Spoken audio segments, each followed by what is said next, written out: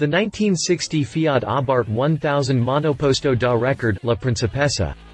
In the 1950s, Abarth was designing and building its own race cars, making itself pretty well known in the international motorsport community.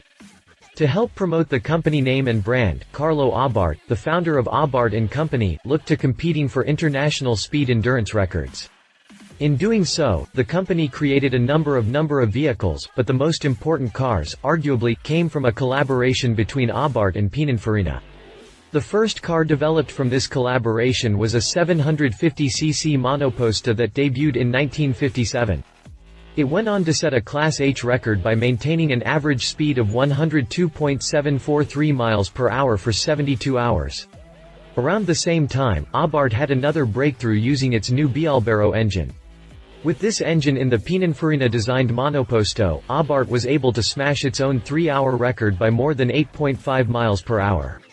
With the thirst for record-breaking taking hold, Abarth continued to improve its designs with Pininfarina and eventually built a final series of these streamlined record setters. And, the one you see here was Abarth's primary 1000cc that goes by the name La Principessa.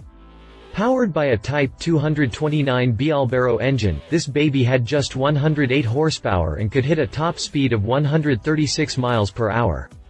It set a number of Class G records at Monza between September 28 and October 1, 1960, including an average speed of 126.545 miles per hour over 12 hours, 123.525 miles per hour over 24 hours, 118.224 miles per hour over 48 hours, and 116.001 miles per hour over 72 hours.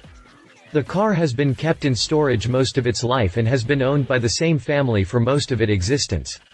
Recently going under the hammer at the Gooding & Company auction during Monterey Car Week 2016, we finally got a good look at this piece of Abarth history, so let's dive on in and talk a little more about it. Keep reading for our full review. Exterior. As a car that was designed specifically for breaking endurance speed records, it is devoid of any sharp design cues. Instead, the car has an incredibly smooth finish from front to rear with just a few elements that give it its overall shape. Up front, the body of the car comes to a smooth, rounded nose. As you can see from the images, it has suffered a little damage to the nose, but nothing serious. As we move further rearward, the only real defining marks are the Abarth Scorpion logo and the Fiat lettering at the access panel between the wheel wells. Those wheel wells, by the way, carry such a pronounced shape to make room for the front wheels and to help give the car more aerodynamic balance as it zooms around the track. The car has an incredibly smooth finish from front to rear with just a few elements that give it its overall shape. Along the sides, you can see that the skirts that cover the top half of the wheels are removable for accessing the wheels, and the rear wheel arches mimic the front. On the sides, there are huge letters that designate the model as an Abarth. The cockpit is accessible from either side of the vehicle by opening up the bubble-like hatch. Just to the rear of the cockpit hatch, you'll find the engine access hatch that sports various decals including the Pininfarina name. At the rear, the body flattens out a bit and comes to a contoured edge that runs the full width of the vehicle. There are 4 cutouts in the rear tip for the exhaust outlets. Looking at the car from the rear, you can almost visualize how the air streams over the vehicle smoothly, while providing ample downforce to keep all fours planted on the pavement. While this may be an outrageous design, the car was quite successful in setting records and should make a very nice addition to somebody's collection. Interior. Looking at the interior of this record setter, it's clear that it was built for only one purpose, and comfort wasn't it. The shots we have here, however, do give us a rare look into how the car is actually made, however.